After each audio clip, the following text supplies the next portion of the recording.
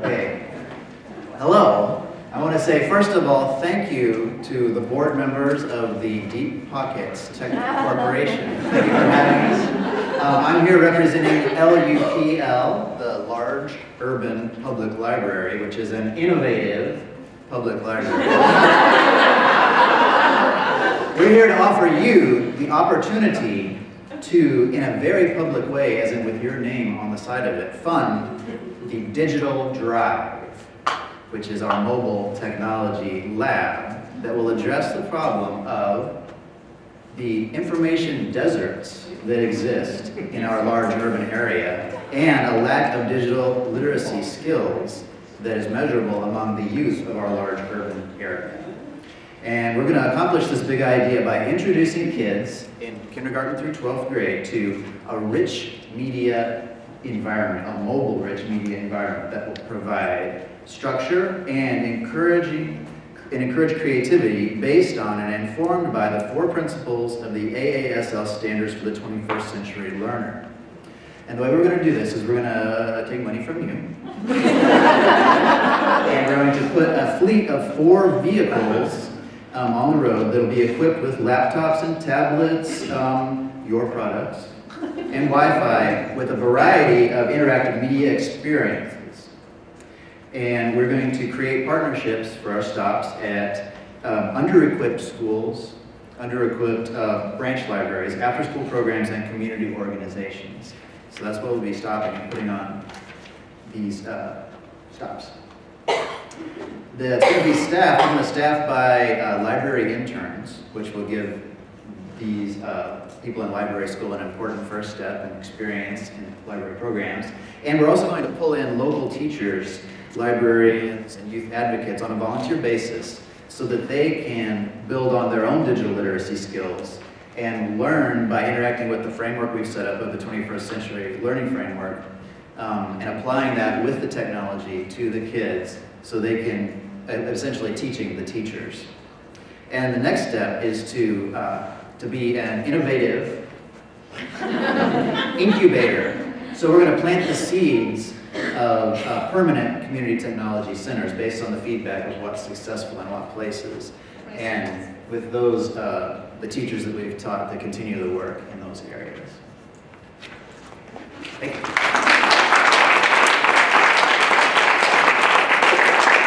Any questions from Deep Pockets Tech? Mike, is the microphone over here? Any questions about technology? How they're going to get some of this stuff accomplished? How they're going to Wow, we answered everything. So, as far as staff goes for your library and who's involved, what kind of skill set are you looking for? How are you going to train people to be able to staff this global campus?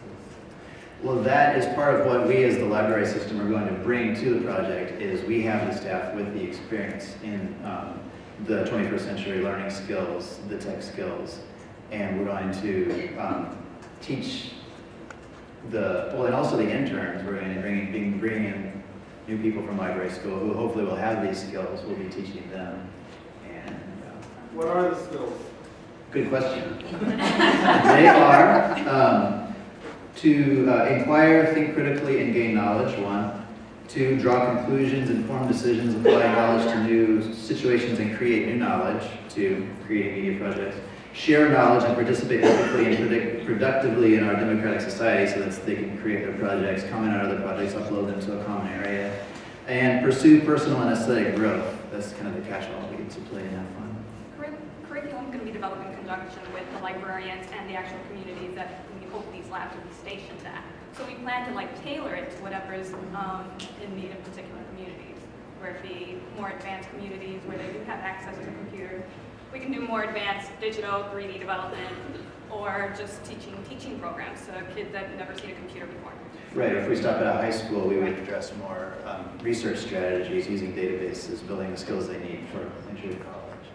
This is actually a mobile version of an already permanent media lab that we do have. So our librarians in our library system have already training in these technologies that we want to take on the road. I think Bill has a question. how much exposure in a given, how much time would a given student have to that lab? And is that enough time to actually get something out of it, or are you just gonna park, show them something cool, and drive away, and they don't see you again until next week? Well, that's why we have 4 vehicles in order to meet the needs throughout the city. So then we would have partnerships and schedules to be able to start a project with the group and then have a plan to come back. So it's not just, oh, I got to use this great tool for an hour and now I don't get to see the van again. So Yeah. it would be planned partnerships within the community as an ongoing basis. So they wouldn't disappear forever. Yeah, we're looking at a schedule of at least every 2 weeks to come back to the same spots. And all of our, we're going to focus on using open source and cloud-based technology, so it is stuff that they can have access to when we're not available. Dr. Valero here. The gentleman who coined the term information desert, I'm really interested in how you define that concept. So how do you combat information desert using this approach? Well, we're using the term information desert as, like I said, it could be a place that does have a school or a library, but that's underfunded, understaffed. They maybe have 2 computers for the whole community in that branch library. They don't have the kind of resources that we could bring in with the mobile lab. The large urban public library has excellent information and statistics on our community, so we're well aware of where the needs are. Does that answer your question? Well, Chicago Public doesn't. We're the large urban. We are not. Low.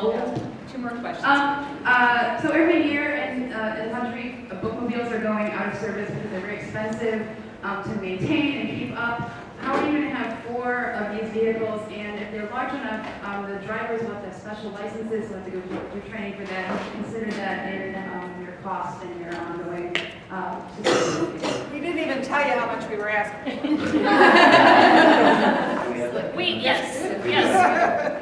We estimate, we're asking for 2.5 million. That should last us 3 years. It's about 1.5 million in startup costs in terms of the vehicles and the equipment, the tablets and so on. And then it's about $500,000 a year in terms of staffing. Right, and remember, you are Deep Pockets Tech Corporation, and you're giving exposure to your product, and you're training your consumers and your future employees, technical skills. But not only that, it's, like I said, it's the innovative incubator, so hopefully the goal is to have the stations not be dependent on the mobile lab, and they'll grow a permanent physical location. Renee has a question. I'm a homeschooler, and we might have different needs. We don't necessarily have buildings or schools. How will you be meeting the needs of the homeschool community with this? Well, we're not just going to schools, we're also going to community centers and youth centers. Anywhere where children congregate, that's where we're going to target. So it's not just your public schools. Even some of our branch libraries. And we would love to have you as a homeschooler volunteer to be one of our teachers that we teach. Any other questions? All right, nice job, group.